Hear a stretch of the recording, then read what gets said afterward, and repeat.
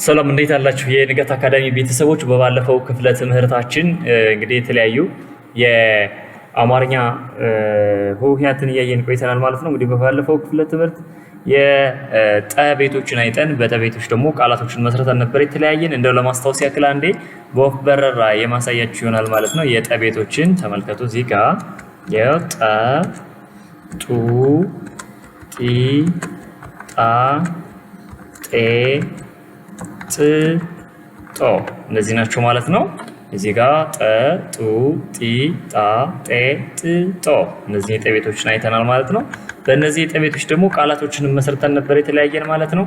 ቃላቶችንም መስርተን ነበር የተለያየ ነው። ዛሬ ደግሞ ማሳያችሁ አንድ የአማርኛ ፊደል አለች፣ እሷም ጨ ትባላለች ማለት ነው። ጨን ማሳያችሁ ይሆናል ማለት ነው። እንግዲህ ጨ ከጠጋ በጣም የሚመሳሰል ቅርጽ ያላት የአማርኛ ፊደል ናት። ስትጻፍ እንደዚህ ነው የምትጻፈው። በደንብ እንድታያት ሶስቱም እግሮቿ ላይ ቀለበት አላት። ይሄው ጨ በዚህ መልኩ ነው የምትጻፈው ማለት ነው። ይቺን ጨ ብለን እንጠራታለን ማለት ነው። ስለዚህ እቺ ጨ ናት። የጨን ቤቶች ሰባቱንም አይተን ቃላቶችን ደግሞ የምንመሰርት ነው የሚሆነው ማለት ነው። እንግዲህ እቺ ጨ ናት። ተመልከቱ። ትንሽ ከፍ አድርጋት ሳይዙ ምናልባት እየታያችሁ ካልሆነ ትንሿ ጨ። ሁለተኛ ይሄው ጩ ጪ ጫ ጫ ጬ ጭ ጮ።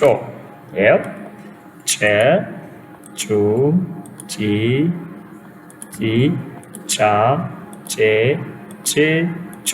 እኒህ የጨ ቤቶች እንግዲህ እኒህ ናቸው ማለት ነው። ሰባቱ ብዙ ተለመደ አይደለም።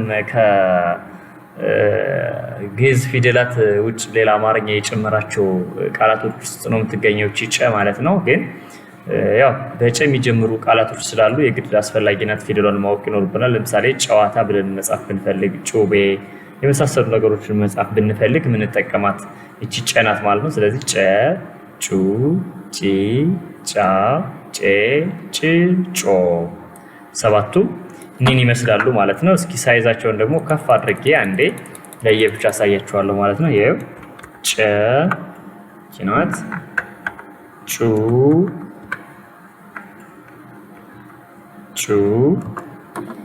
ሳይዙን ልጨምርላችሁ ብዬ ነው እዚህ ጋር ጪ ይሄው ጪ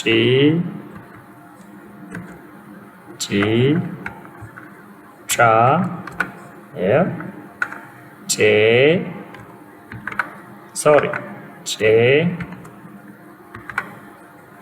ጭ ነው ጮ ጮ።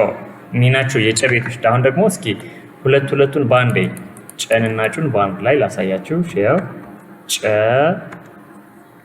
ጩ ይኸው ጨ ጩ ሁለቱ ማለት ነው። ሶስተኛ ደግሞ ጪ ጫ። የጻፋችሁ ቅርጻቸው በደንብ ለዩዋቸው። ጬና ጭ። የመጨረሻዋ ጮ ናት። ለብቻ ጽፍላችኋለሁ። ያው ጮ ይቺን ትመስላለች ማለት ነው። ስለዚህ እነዚህ የጨ ዝርያዎች ናቸው። ጨ ጩ ጪ ጫ ጫ ጬ ጭ ጮ።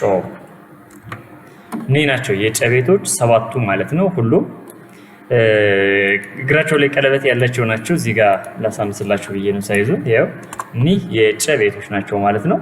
አሁን ደግሞ እስኪ በእነዚህ በጨ ቤቶች ቃላቶቹን ደግሞ እንመስረት። ቃላቶቹ እንግዲህ የሚመሰረቱት ከሆሄያት ስለሆነ እንግዲህ ሆሄዎቹን ካየን ቃላቶችን ደግሞ እንመሰርታለን። ለምሳሌ ያው እቺ ጨ ናት። በጨ ምን ብዬ ቃላት መሰረት እችላለሁ? ጨዋታ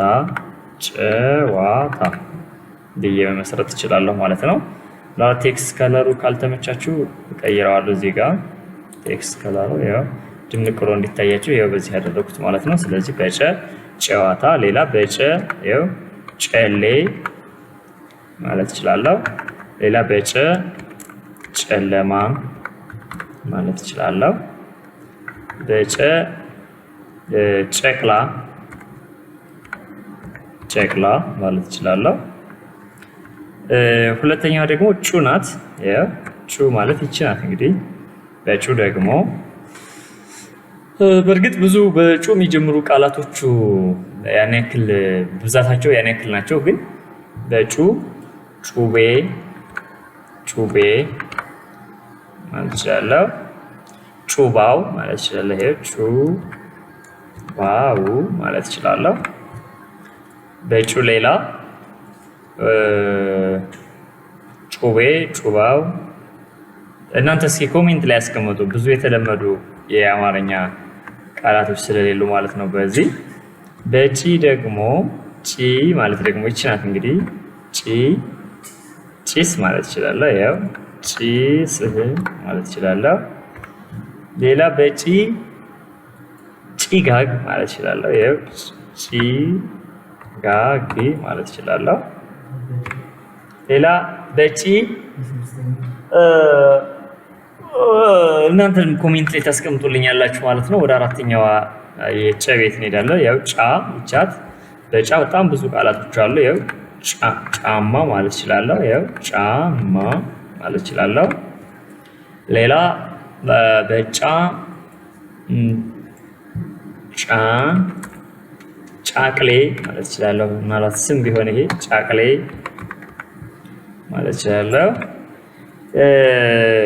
ሌላ እናንተ ደግሞ የመጣላችሁን ኮሜንት ታስቀምጡልኛላችሁ። አምስተኛዋ ጬ ናት። እቺ ማለት ነው። ጬ ደግሞ በጬ ለጊዜው የመጣልኝ ቃል የለም ለኔ በጬ። እናንተ እስኪ ከመጣላችሁ ኮሜንት ቦታ ላይ አስቀምጡልኝ በጬ የመሰረታችሁትን ቃላት ማለት ነው። ስለዚህ በዚህ በአምስተኛዋ ጬ ለጊዜው ስላልመጣልኝ በሌላ ክፍል ቪዲዮ አስታውሳችኋለሁ ማለት ነው። እናንተ ግን ከመጣላችሁ ኮሜንት ቦታ ላይ ሲያስቀምጡልኝ በጬ። ስድስተኛዋ ጪ ናት። እቺ ማለት ነው። በጪ በዚች የተወሰኑ ቃላቶች ይኖራሉ። በጪ ለምሳሌ ያው ሶሪ ያው ጭስ ማለት እችላለሁ። ጭማቂ ማለት እችላለሁ። ይሄ ጭማቂ ማለት እችላለሁ። ሌሎች ደግሞ ከመጡላችሁ እናንተ ኮሜንት ቦታ አስቀምጡ። የመጨረሻው ጮ ነው። ይሄው ጮ ማለት ደግሞ ይቺ ናት። በጮ እዚህ ጋር ጮራ እየመጻፍ እችላለሁ። ሶሪ ጮራ ማለት እችላለሁ። ሌላ በጮ ኦኬ ወፍጮ ሶሪ ወፍጮ ቻት ጮ እዚህ ጋር ማለት ነው። ወፍጮ ብዬ በጨ ቤቶች እነዚህን ቃላቶች መስርቻለሁ ማለት ነው። ስለዚህ እነዚህ የጨ ዝርያዎች ሰባቱም ለማስታወስ ያክል እዚህ ጋር እዩዋቸው። በቀጣይ ክፍል ቪዲዮ ደግሞ ሁለቱንም የጠንም የጨንም በአንድ ላይ የማሳያችሁ ይሆናል። እንደው እንዳትቸገሩ እዚህ ሰባቱንም ቤቶች በአንድ ላስቀምጥላችሁ። እዚህ ጋር በቴብል መልኩ ለእናንተ በሚመቻችሁ መልኩ ማለት ነው አስቀምጥላችኋለሁ ማለት ነው። እስኪ እያንዳንዱን እዚህ ጋር ላስቀምጥላችሁ። ለእናንተ ለመያዝ በሚመች መልኩ ነው ማስቀምጥላችሁ። እዚህ ጋር ጠ፣ ሁለተኛው ጋር ጹ፣ ጢ፣ ጣ፣ ጤ፣ ጥ፣ አንድ ኮሎምን ጨምራለሁ እዚህ ጋር ጥ፣ ጦ እዚህ ጋር አለች ማለት ነው። ያው ጦ ሰባቱ ሶሪ ጦ ያው ሰባቱም የጠ ቤቶች ናቸው። እዚህ ጋር ደግሞ የጨ ቤቶችን ላስቀምጥላችሁ። ያው ጨ፣ ጩ፣ ጪ፣ ጫ፣ ጬ፣ ጪና ጮ ናቸው ማለት ነው እዚህ ጋር። ስለዚህ እዚህ ጋር ጠ፣ ጡ፣ ጢ፣ ጣ፣ ጤ፣ ጥ፣ ጦ፣ ጨ፣ ጩ፣ ጪ፣ ጫ፣ ጬ፣ ጭ፣ ጮ